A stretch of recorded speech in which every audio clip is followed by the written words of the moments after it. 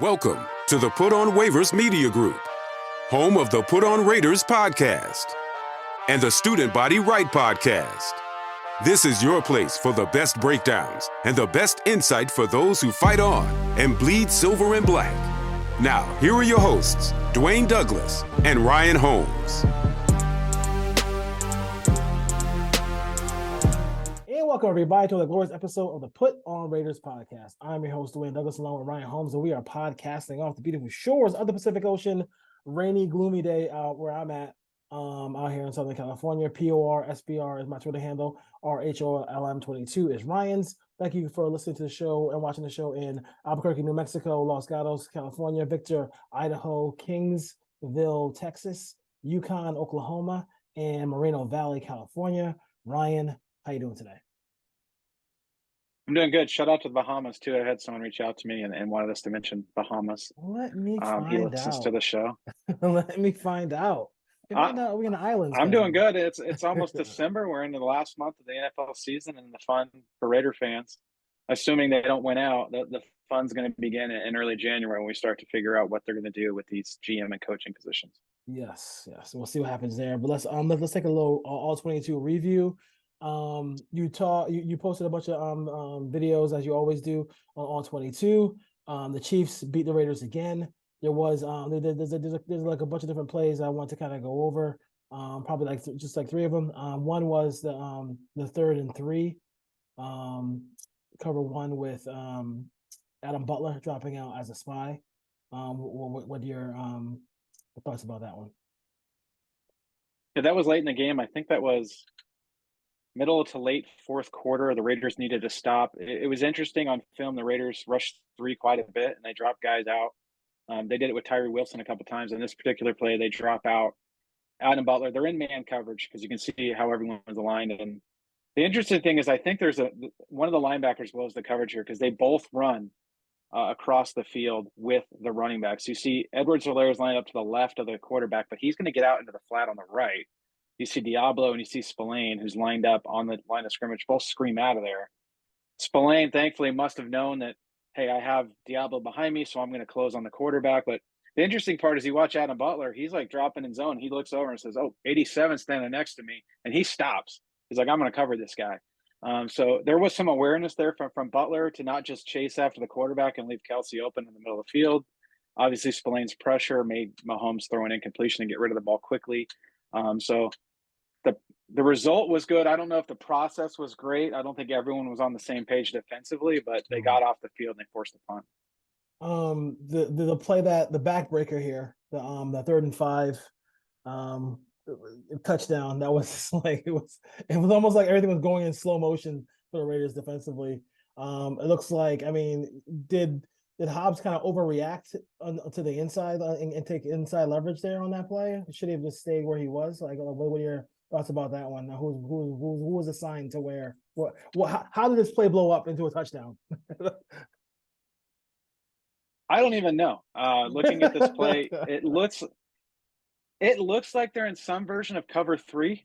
Yeah. But when you see the short motion from the number 1, and then basically he's aligned basically behind the number 2 at the snap, the corners don't really know who's 1, who's 2, and who to pass off. The Raiders have run kind of a coverage this year where it's kind of a cover 3. It's 3 deep, 3 under, where the slot guy plays man. So it looks to me like that's kind of the call here. Like the slot guy, whoever's covering number 2 is supposed to stay and play man coverage. And then the other corner is supposed to play the 3rd to that side. But because it happens right at the snap and they're right next to each other, it looks like Amik Robertson's trying to communicate with Nate Hobbs that he's going to stay on and play man. But what happens is both guys, Hobbs and Robertson, run with the guy that ends up in the slot, leaving the wide receiver, the other guy, who was number 2 before the motion, to run free. Now, if it's cover 3 and they're supposed to play a traditional cover 3, Nate Hobbs is supposed to have the flat, the curl flat there, and he kind of runs and plays man initially, and basically the whole side of the field's vacated. So it's tough to say what defense they're supposed to be in. Mm-hmm. It's some version of cover 3. It could be the 3 deep, 3 under with the slot guy playing man that they've shown on film quite a bit this year. But either way, the Chiefs had not 1 but 2 guys wide open that could have scored touchdowns on the same play. All right, so let's get a little positivity here. And let's go to Malcolm Kuntz being patient on the backside here, waiting for that possible bootleg here, and then stops a run by Pacheco. Yeah, I will caveat this saying that after watching the film, I know Malcolm Kuntz graded out as a 90 something by PFF. Again, it's similar to me to the Tyreek Wilson game where he graded out as like an 87, but you watch the film, you're like, okay, I don't know where this grade came from. Malcolm Kuntz had a pretty good game. It wasn't an elite game where like you walked away watching the film saying, yep, it's happening. He's developing. He's a starter. He's a dude. But on this particular play, he does a really good job of staying square to the line of scrimmage in case Mahomes wants to bootleg that and come out the backside, he's there for contain. So he does a great job containing. Once he identifies it is a handoff, you see him break down the line of scrimmage and make the tackle. He did have a couple of wins quickly in the pass rush game. I think we've been hearing this all year that like his pass rush run rate is really high. Their sacks are going to come. They're going to come. Well, they still haven't come. At some point, they have to come. It's a production league. And I think he's sitting on, is it 2 sacks? And one of them, the quarterback fell down. They just tapped him. So he really has 1 sack all season. He's getting better, but I'm not ready to jump on the Malcolm Kuntz as elite. Malcolm Kuntz is a dude. Malcolm Kuntz is starting next year. Like you can tell how they rotate him in. He still didn't really play on rundowns in this game. There was a mixture of Malik Reed. You saw Janoris Robinson get some snaps. They had Jerry Tillery out there. So they're trying to hide the deficiencies in his game. What he can be is a situational pass rusher that you can bring in and help you get pressure on third down. I don't know if you want him doing it every third down. Mm-hmm. He's getting better, but I'm by no means in the camp of like he's good to go. Like he's on the roster next year, bring him back, let him compete, but I'm not ready to anoint Malcolm Kuntz as the next coming of Khalil Mack like half Raider Nation wants to do. So can we has he developed to the point where we can say that third and long across from Max Crosby on just on a pass rush basis, he's a solid option for the Raiders? I mean, because him being a third down pass rushing specialist, if he could develop into that would really help his career as well. It's tough because ideally he's the third guy in the rotation that can come in and help for a week or two if a guy's hurt. Do you want him playing full time? Do you wish you had a better pass rusher opposite Max Crosby? Yeah, you do wish you had a better pass rusher opposite. They tried when they drafted Tyree Wilson. Now, can Wilson develop enough in the offseason to where he can play on first and second down and then slide inside on third down like you're starting to see him do? And then Kuntz takes those reps? Ideally, yeah, you can do that. If this defense wants to go where they need to go, they need a better player than Malcolm Kuntz. Keep him on the roster, like I said, for depth. Let him play out another year because you have him for another year under contract. But I'm by no means passing up. You know, if there's a free agent pass rusher that wants to come, or you can get an elite defensive tackle. If you have an elite inside guy with Crosby, then you can play Kuntz over there as kind of like your third rusher in the combo. He reminds me of like the Sean Marion, like nice third piece on your team that can get you 20 and 10, that can get there occasionally, but you don't want to run plays for him. You're not running Sean Marion off screens trying to get him the ball in his hands. Like he's going to get all of his work off of what everyone else is doing.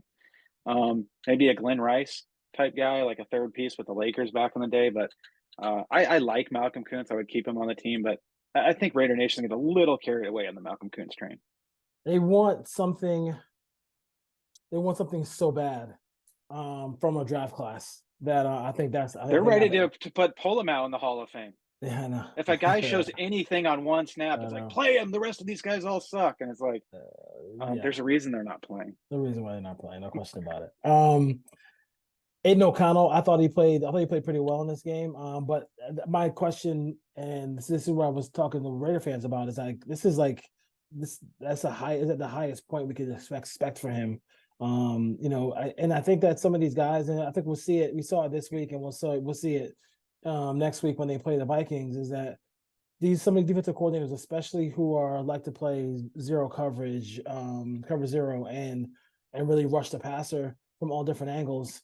They are gonna. I'm not saying have a field day with him, but I mean they know where he's gonna be at all times. So that's something that's really gonna be a hindrance to his development as far as his skill level goes.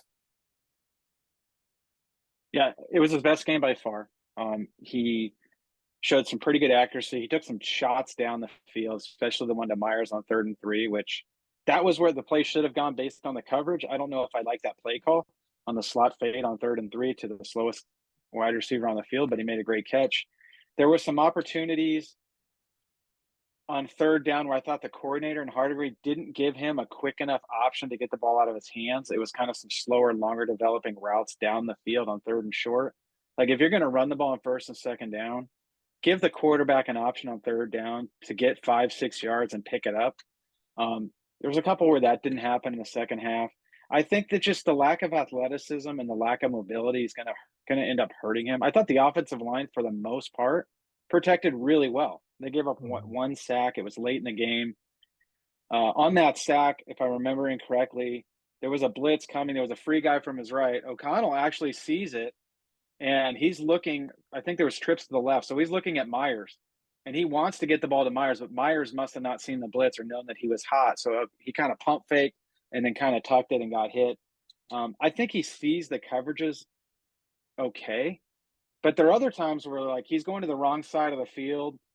When he's looking at the route combinations where like there's going to be guys open on the backside, but he's so fixated on this one route on the other side. The ball that he threw up the sideline to Jacoby Myers, where he got it on the cover 2, where he got it up and over the DB, kind of in that little honey hole. I honestly, I think he thought it was man coverage and he didn't recognize the coverage at all. It was disguised really well by the Chiefs where they were rotating guys late, and he kind of got lucky there. It looks great, but Devontae Adams was wide open on the other side of running an option route. So I don't think he saw the coverage. He just got away with a throw. So there are some things that I think are still confusing him, which you expect. He's made 5 starts in the National Football League. I'm not ready. I haven't seen enough to say this guy is the guy going forward. I would do everything I could to get a quarterback in the draft. And on Aiden O'Connell's part, he's shown that he does deserve to be in the league. He can be a good backup. He could be a bottom third of the league starter if everything else is around him is great. You're not going to win games in the National Football League unless the rest of your roster is elite, and this Raiders roster is nowhere being elite. They're a couple draft classes away from that. And then at that point, some of your better players, Colton Miller, Devontae Adams, is still around. Those guys are going to get older and older, and you're going to have to replace those guys. I like Aiden O'Connell for what he is. But again, I think Raider Nation has this philosophy, like if it's ours, I don't care if it sucks, it's ours, we want it. If it leaves, we want it back. And they're just so fixated on this when you got to look around the league and what's winning and what's successful and what types of quarterbacks. Like these Aiden O'Connell type of quarterbacks coming in the league, they're few and far between at this point, and they're not having success unless they're Peyton Manning or Tom Brady. And you have to mentally have the capacity and the ability to make decisions quickly and the accuracy and to understand all the nuances of protections and blitzes and identifying all that stuff. And it has to happen so fast for you to get the ball in your hands where everything has to be right. And you're going to have situations where when the protection is not right, it's going to look bad. He can't get away from pressure. But you're going to have to live with those and build the offensive around that, where now they're having to keep extra guys in the block and not giving him enough guys out in routes because the fact he can't really move. So we need to keep in sometimes 6 or 7 and only have 3 guys out in the route instead of 5, where if you have a more mobile quarterback, you can get that back out, you can get that tight end out and trust the quarterback if he needs to can make a guy miss and get out on the perimeter. I would say this about Aiden O'Connell too, is that like he's definitely going to be on the roster next year, regardless of who the coach is, who the GM is, just because of the contractual situation, and it just makes sense to have him on the team. But unlike where Derek Carr was, like the Raiders were very reluctant to bring in any real competition when things started to go a little haywire with Derek. And to me, like just bring in another quarterback, maybe draft even 2 quarterbacks, like have a youthful, like, I mean, maybe you want one veteran in the room, for whatever, but like for the most part, like just get young guys in there who can sling it and see who's the best option going forward. Like your team needs to be built on the quarterback with the rookie contract.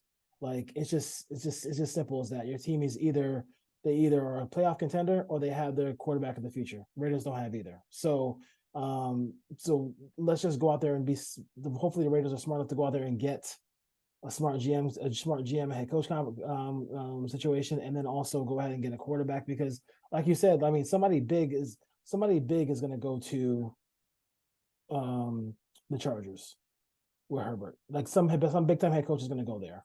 Then you already have, you know, a couple guys who are I don't know if we feel like Payton's a Hall of Famer, but you know, definitely Andy Reid's a Hall of Fame head coach. He's won a Super Bowl.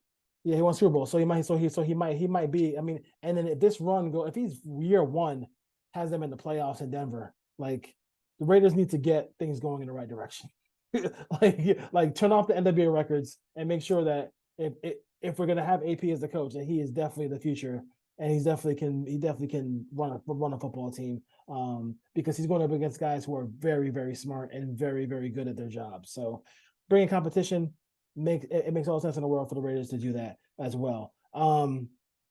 Interesting. I will push back a little bit on that thought. What's up? You said draft 2 quarterbacks. You can't have 3 quarterbacks in the room, 2 of them rookies. I know. I first year guy. I pull back. And then I did hear another podcast today. I won't mention which one. I was listening to one on my 4-mile walk this morning. That the idea of trade a 3rd round pick for Justin Fields and draft a quarterback in the 1st round. You can't do that either. No. Like you can't give up the assets it's going to take to move up, or even if you just use your 1st round pick at wherever they end up at 10, 14, whatever, and give up a 3rd round pick to get Justin Fields. Because you have to, if you're going to trade for Justin Fields, you have to play Justin Fields.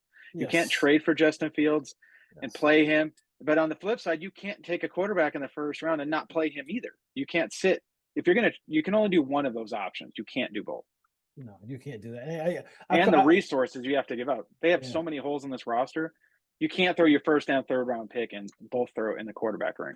Yeah, I caught myself because I envisioned like a bunch of like 24 and younger guys in the quarterback room. You gotta have at least one veteran in there as well. But yeah, I mean, there's gonna be quarterbacks available. Looks like Cam Ward. He went to the transfer portal, so he'll be a guy who might be off the board. He's probably gonna go put one more year in college, depending on where he goes. So it's you know, I guess Caleb Williams says it's going to be a game time decision for him, but he's going pro. Like, stop. Stop the madness. And I saw that on Marvin Harrison too, from the same person. Like, stop creating drama that you want people to click on your Twitter post. Caleb Williams, Marvin Harrison are going to the National Football League. Drake May going to the National Football League. They're all going. They're all going to be on there. They're all going to be hugging the commissioner in April. No question about it. Anything else on this game? I besides that fact that Max Crosby is an absolute beast of a human being. I mean, the guy is just what he went through that week just to get on the field is kind of crazy. But he's something else for the Raiders. I will say offensively, we kind of touched on it. I thought Bo Hardegree wasn't very good in this game, to be honest with you. It was a lot of conservativeness, a lot of running on 2nd down. We talked about it on the post game. They basically had 2nd and long 11 times in this game. They ran it on 8 of those. And then when they got into the 2nd half, when they needed to put drives together, the 3rd down play call selections didn't really give the quarterback many options to get rid of the ball quickly. So you saw some balls going down the field, some lower percentage plays, and the Raiders aren't good enough right now to be able to stack 5 3rd down conversions in a row. It's also limiting your chunk plays and explosive plays if you're not taking chances on 1st and 2nd down.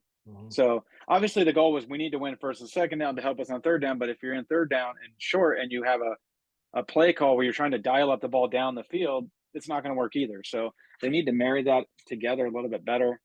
I think defensively, Patrick Graham's getting a pass in this game. He shouldn't. The defense in this game was very basic for the most part. A lot of cover 2, some cover 3. They didn't really blitz. They didn't really double Kelsey other than a play here or there on 3rd down.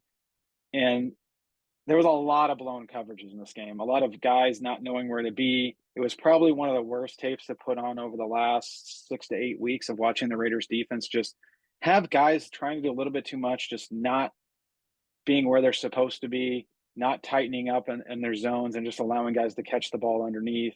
The pass rush was non-existent with Max Crosby being – he said he was at 60%. I'm going to guess it was more like 30%, just because he didn't show any explosiveness and it didn't show you that bend that he normally has. playing a lot of like rushing three and dropping out of defensive tackle. Tyree Wilson, Adam Butler, I got news for you. Like, if they have to get in a foot race with Patrick Mahomes, they're not bringing him down anyway. So what's the point? So there was a lot of things where I was like scratching my head, going, "What are we doing?" Like, Yeah.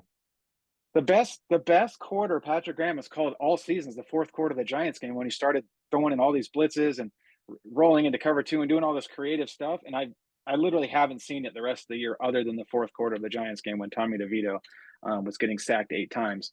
It worked. And then this week, Patrick Graham went into the, I'm just going to be conservative. I'm going to try to keep the ball underneath. Well, I got news for you. This isn't the Chiefs that have explosive speed on the outside. Tyreek Hill's not there. Malik Hardman's not there. They're not throwing the ball down the field. So why are you playing these deep coverages and allowing all this underneath stuff and not even double teaming Travis Kelce? And you're just playing right into their hands. So the whole defensive game plan, for the fact that this is the third time that Patrick Graham's gone up against Patrick Mahomes as a Raider coach, it's like he called a game plan where he was going up against a quarterback that he knows nothing about, and it was like, let's just try this week. Like, it didn't make any sense. Yeah, and which is like, I don't like I've had a lot of bad defense to watch on the other show. So I'm scoring from bad defense, but it's not quite that bad. It's not quite that bad. No, nothing's that bad. But I think the thing that I really don't understand is, if your defensive philosophy is not built on pressuring the passer, I don't understand what you're doing. You have to get hits on the quarterback. Some things are old school, and some things that always stay with football forever. There was a guy once in a while who said the opponent's quarterback must go down and must go down hard. I don't know who that guy is, but he said it a lot.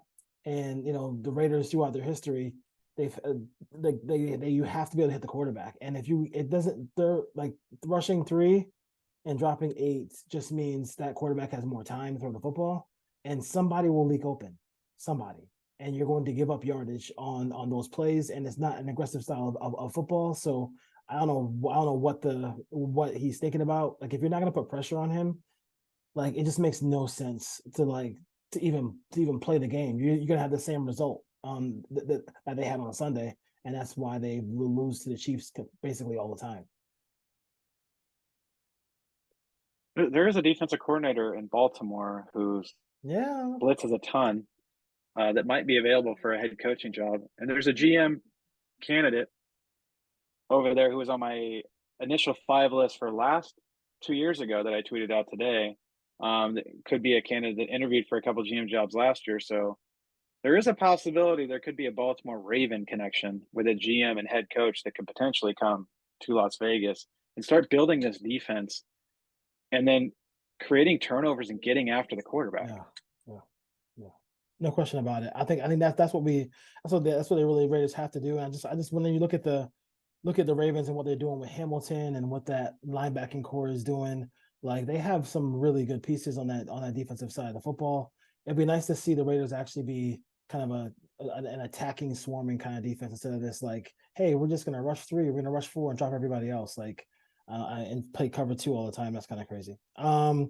Anything about they also have some young guys on the back end there. This isn't the Ravens defense from 4 or 5 years ago that had studs all over it. The defensive line group. Yeah. We're talking Jadeveon Clowney. Oweh was a first-round pick that needed development. They have Mbuyekwe inside. But before this year, not a lot of people knew about him. I believe he's from Texas A&M, was a mid-round pick a few years back. But it's not like they have, like, superstars. The 2 inside linebackers are really good players. Kyle Hamilton's going to be a really good player, but they don't have elite players at corner or along the defensive line for the most part. They're getting the most out of those guys. Yeah, and that makes me want that guy even more. Because it's not like he's sitting there with Ray Lewis and Reed back there too. So that's a good point. There's no Suggs, Peter Boulware. Those guys aren't on that roster. Dude, that team. Ray Lewis, Ed Reed. That team is ridiculous, dude. Anything about Max Crosby, and as far as like the whole knee thing and everything like that, and what he went through to go play. It's crazy to watch his Rush podcast and everything he talked about going through the week with basically having his knee drained on Thursday after finding out there was bacteria in the fluid, and him admitting that this has been an issue since week 2. So this isn't something that just Mhm. popped up. The fluid buildup sounds like it's been there. Not to the extent it blew up on the plane flight back from Miami, as you heard him explain it. But then finding out that there was bacteria in there, they had to clean that out. And then he had another procedure to get the fluid out of there again Sunday prior to the game. And he said he couldn't even walk on Friday. And this guy goes out there and plays. The Raiders had to play him as long as the doctors cleared him and Max wanted to play. Yeah, yeah, And then you got to let him play. So it's not like a lot of people are like throw him on IR, shut the season down. Well, if the medical staff is saying he can play and Max wants to play, let him play. Like I wouldn't shut him down unless the medical team comes back and says this is an issue. He needs to have a surgical procedure. There's a meniscus issue, something going on in the knee structurally we need to fix now. Then shut him down. If it's mhm, some fluid building up and he can play through it, if we drain it and he wants to play, let him play. Like yeah, Max Crosby's built different than most players in the NFL. It was interesting to hear him say that Champ Kelly didn't really want him to play. And then Champ got together with AP prior to the game and about an hour and a half before the game gave him the green light. And then you heard Max. I actually noticed this play. I almost put it online. It was late in the fourth quarter. Red zone attempt for the Chiefs. They're running the ball to the offense's right, and Max actually gets tripped up by the tight end, and he goes down face first. He's laying in the grass, and I'm like, man, is he going to get up? And yeah, then he came off the field, and he had an exchange with Pierce, and Pierce just asked, "Hey, you okay? Everything good?" And he's like, "Yeah, I'm good. I want to go back out there." And he's, "I'll put you back there on third down." And Max said, "Say no more." Like Max did not want to come off the field, and there are times where he's going to have to come off the field for the betterment of the team if he's just not right. But there's no other options on this defensive line right exactly, exactly. That's the thing that I don't like either is the fact that there's no other options. Hopefully, in the offseason, they can fix that as well. Anything else from that game or anything like that? now. No, I mean it's tough to go back and watch. I thought the film would be better than it was. It wasn't. It wasn't good. Um, on either side of the ball, it wasn't good enough Mhm. when you're playing a good team, let alone the world champion who happened to be in your division. So the Raiders have a long way to go to catch the Chiefs. I know Raider fans don't want to hear that. I don't know what the game's going to look like when they play in Arrowhead in a few weeks. But right now, the Raiders need to focus on the Minnesota Vikings are coming to town. It's a winnable game. They're at home. They have to win these home games. I think for Antonio Pierce, Yeah, yeah, losing to the Dolphins and the Chiefs and maybe the Chiefs again, that's fine. You don't want to lose those games, but it's not going to hurt him in trying to get this job full time. But he has to win the home games that he can win. He has to beat the Vikings. He has to beat the Chargers.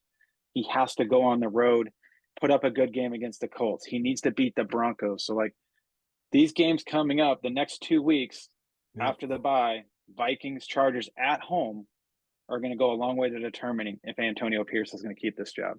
Do you feel like the speaking of Antonio Pierce, do you feel like this is when Bo is going through these games and we're talking about Bro Hargreaves, and is he obviously the headset is on Antonio Pierce. He can say yay or nay to any play. Is it just a joint effort here to kind of be kind of conservative in these moments? Because it seems like I mean, there's moments in this game where it's just like, especially I thought after they got the turnover at the end of the second half against the Dolphins, I'm like, you gotta take a shot here. Like, you're not gonna beat the Dolphins if you don't get the 20 points in the game, and that was a great opportunity for them to do that. Yeah, I do think it's a joint effort. I do think one, it's Hardery's never called plays before at this Mhm. level. And then you have a defensive minded, you got to remember his background. He's a linebacker. He's played on championship teams where they were driven by the defense. The Raiders defense has been playing better, and you saw him kind of take the air out of the ball. And even talking about the Chiefs game, Aiden O'Connell was throwing the ball as well as he's thrown it in any game that he's played in the National Football League, and they still in the second half are like, no, we're going to run the ball on first down. We're going to run the ball Yeah, on second down. And I don't know if that's Antonio Pierce wanting to be conservative and not wanting the turnover and trying to keep the game close and making a play late, which you can do against most teams in the National Football League. You can't do it against teams that are high flying, powered offenses, because if you're going 3 and out or 4 plays and a punt, eventually the really good quarterbacks in this league are going to score touchdowns. And when you look at who the Raiders have played this year, actually, when we look back at this might be the worst group of quarterbacks the Raiders have played in the last 7 or 8 years on a schedule. No Like, question. they've had a lot of bad quarterbacks on the schedule, and they're not going to get these breaks every year, and they just haven't taken advantage of it. So now you're looking at Josh Dobbs coming to town. They have to win that game. Yeah, they do. You have Justin Herbert, and then the Chargers just can't figure out how to way to close games. They have to win that game. You have Gardner Minshew. You have to win that game. Yep. No question about it. No question about it. Shout out to G Ware B8842 for comments on the page. He's always on there. Every week. Every week, and he had his comment. His comment was, the question is, are the Raiders smart enough to know they need a great quarterback? K King 2125, preach. I really don't understand. I really don't understand. He grew up a Raider fan. I really don't care where a player is from. I want real players. And then Alex Guild, the Chargers are going to charge. LOL. I mean, they are going to charge. They seem to do it all the time. But there was a period of time though when they had Phillip Rivers where they stopped us for a long period of time and they didn't charge. So that could be. That was LaDainian Tomlinson and Antonio Gates. Yeah, that's true. Especially those two. I mean, Antonio. I can't even imagine it. I don't remember Thompson even having a bad game against the Raiders ever. Like, it was bad. It was horrible. So, and yeah. I will say this to the first G Garb or whoever the first guy was. Yeah. If you read the Hondo Carpenter piece, they had a trade they could have made for CJ Stroud, but Josh McDaniels nixed it. If you believe that. Well, I mean, it's always afterwards, right? It's always afterwards. We say all that foolishness afterwards. So, I mean, maybe we should ask Peter King. Peter King was actually in the draft room and said that they both were cheering. So they were cheering that that quarterbacks would go early so their guys can drop later. And that guy was the tackle who ended up going to the Cardinals. So Paris Johnson. So we'll see how that goes. All right, Raider Nation. Thank you for joining us and watching the show. Oh yeah, one thing real quick. This is basically going to be it's basically labeled as a game of the year in the regular season. You got the Niners going to Philadelphia to face the Eagles. Eagles are 10-1. I think Niners are 9-3, something like that. Whatever. They both got the two top teams in football. Who you think wins that one? I'll take the Eagles. I think they have the better quarterback. I think their offensive line is better than the 49ers. And then if the 49ers get some pressure, Jalen Hurts can make enough plays with his legs. I like A.J. Brown outside. I like Devontae Smith. I think Dallas Goedert might be hurt. I don't know if he's playing or not, but then I think DeAndre Swift is playing well out of the backfield. It's going to be a close game. I think it's a field goal game, and I'll give the advantage to the home team. Yeah, I'm very surprised at people who are just thinking that the Niners are going to go in there and smash the Eagles. I'm like, if the 49ers win, it's going to be a really good game. I don't see how they go out there and just destroy the Eagles. That's kind of weird to me. But it should be a good one. I think the Eagles win a close one. I still can't believe he made that 59-yard field goal against the Eagles against the Bills last week. That was a great kick. All right, Ray Nation, Ryan, take care. Take care.